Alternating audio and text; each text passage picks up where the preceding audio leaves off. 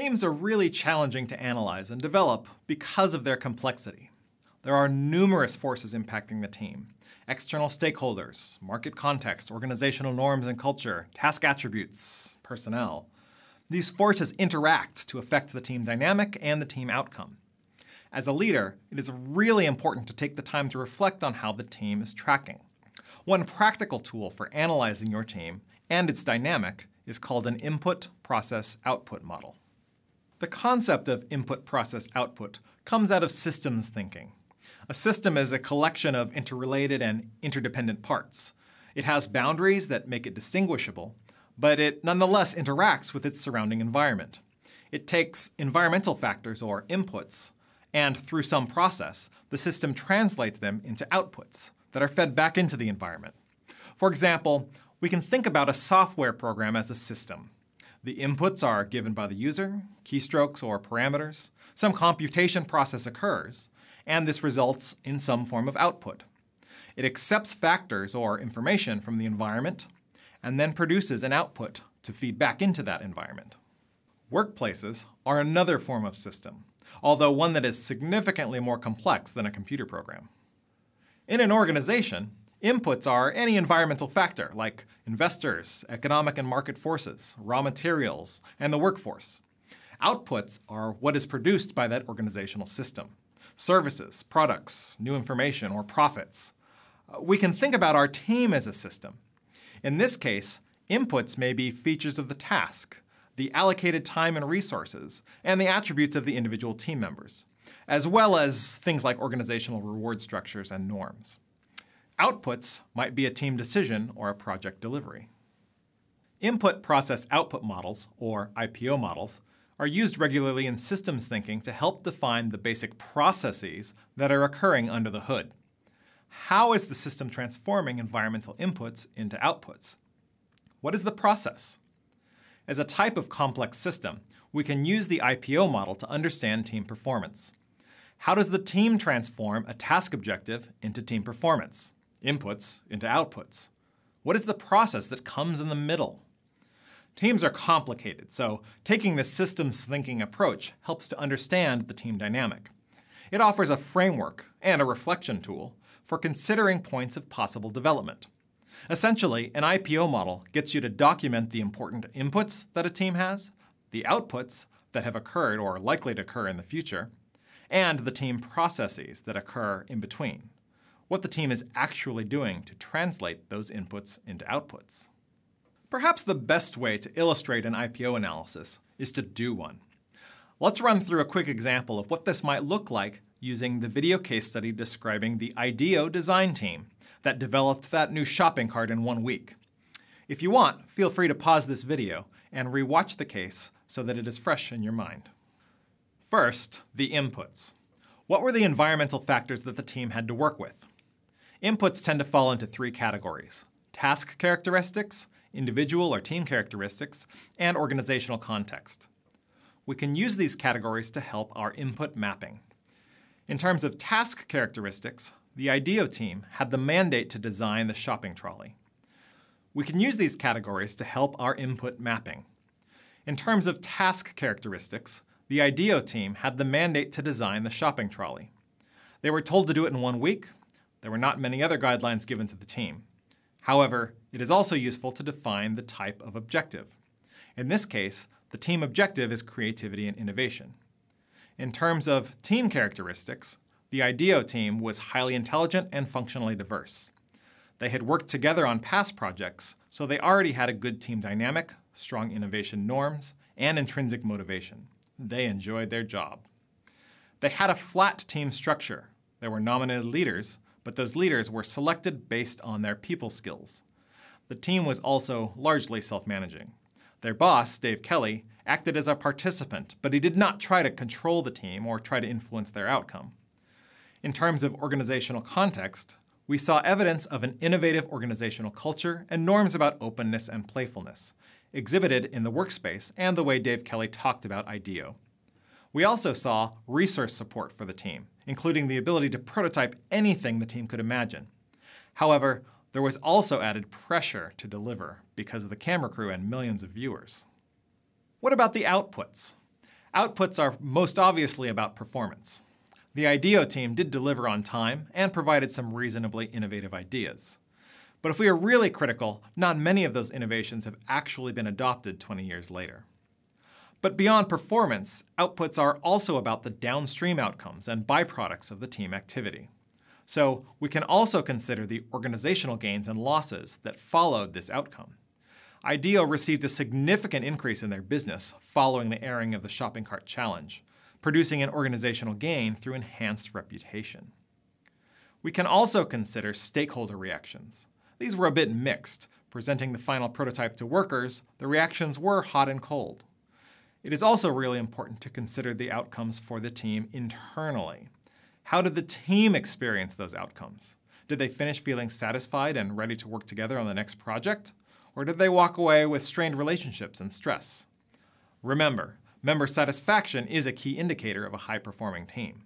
In the IDEO case, satisfaction seemed to be quite high. Once we've outlined the inputs and the outputs, we turn to the process. How did the team take those inputs and translate them into those particular outputs? What did the team actually do?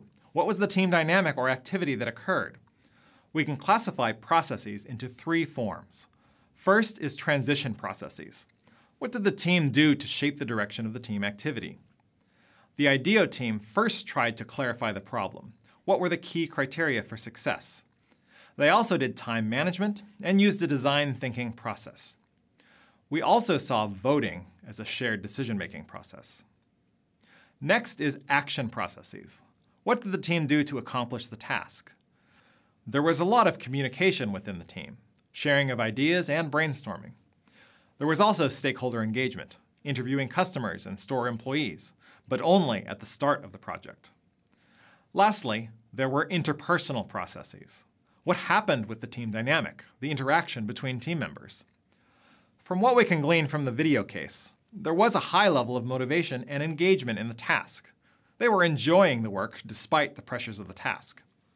The team members also seemed to feel empowered, and there was a high degree of psychological safety and high levels of trust. But despite the diversity of ideas, there appeared to be little conflict of any variety, task, process, or relationship conflict. The team was also quite cohesive. Together, this mapping of inputs, processes, and outputs paints a detailed picture of what went on in the team. Now, we can take this information and use it to critically analyze the team. What went well that led to team success? What went poorly that could have led to better outcomes? Looking at the big picture of the IDEO Shopping Cart Challenge, we can see a number of team processes indicative of a successful, innovative team, which likely aided in a successful outcome. The loosely defined objectives allowed the team to investigate and define the problems themselves rather than relying on the client to determine the problems to be solved. The inputs of diversity and horizontal structure were valuable for producing things like empowerment and psychological safety. The strong organizational norms of innovation also helped facilitate this dynamic. But we can also be a bit critical. The store employees had mixed views, and the innovative ideas were never actually adopted by anyone. Why not? You can use your IPO analysis and your knowledge of how to develop high-performing teams to consider where the team fell short and what you might do differently as a leader in the future. Looking at our IPO of the IDEO team, what is your team critique? What could they have done better, particularly in terms of team processes? If you want, go ahead and pause this video. See if you can identify any problems with the team dynamic that may have caused these outcomes. When I look at this analysis, I can see a couple of points of improvement. The first red flag to me is the apparent absence of any task conflict, which we know is valuable in innovative teams. Maybe it just didn't make the video cut, but it appears that the team never argued over the direction of the project. Instead, they voted on their preferences to force forward movement. This process may have stymied a really novel idea. The high team cohesion might also have resulted in stitching together all of the small innovations into a Frankenstein shopping cart. Everything was integrated and nothing was left behind. A second red flag is stakeholder consultation, or boundary spanning. While the design team consulted customers and employees at the start of the project, they did not have capacity to consult them on the initial prototype, helping to develop further iterations of the design. They may have skipped this step because of time constraints, but it nonetheless appears to be a critical oversight in the team process. Having identified this potential team deficit, we can now consider how to improve the team in the future.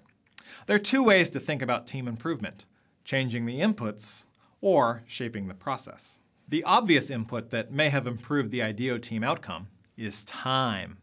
Having more time would have allowed for more task conflict and another round of stakeholder consultation. However, very often our inputs are fixed. We can ask, but we often don't have the power to get more time or resources for the team, or to swap out difficult team members, or to get more assistance. Nevertheless, great team leaders are still able to lift the team performance. In absence of control over the inputs, leaders shape the team processes. They encourage communication, they set norms, they manage conflict, they provide a vision and inspire task commitment. In the IDEO case, in absence of more time, the team leader could have led the team to do more boundary spanning and encouraged constructive conflict at the right points in time. This would shape the team process to generate better outcomes, but without necessarily changing the inputs. Often when reflecting on a team engagement, particularly one with a poor outcome, it is easy to blame our inputs. We didn't have enough time. The client didn't know what they wanted. Alex has no idea what he's doing. Sharon and Shanti fight all the time. Yes, these might be valid reasons for team failure, but this assumes that the system is closed, receiving only a single set of inputs that are fixed. It assumes the system is deterministic, with a rigid structure and high levels of predictability. It assumes the system is static and not open to influence. In reality, team systems are constantly interacting with the environment, with a level of complexity that requires adaptation and influences the team dynamic as it unfolds. To suggest that the team outcome is wholly determined by inputs is like saying that leadership doesn't matter, and that teams are like machines that simply respond to the environment. Leadership is about elevating the team and its dynamic in spite of challenging inputs. It's about being a game changer, doing with the team what others have failed to do. By understanding and shaping the processes that occur in a team, leaders empower themselves to drive meaningful change in the team. By taking time to think critically about your team, and in particular your own potential influence on the team process, you are setting the groundwork for your future team leadership.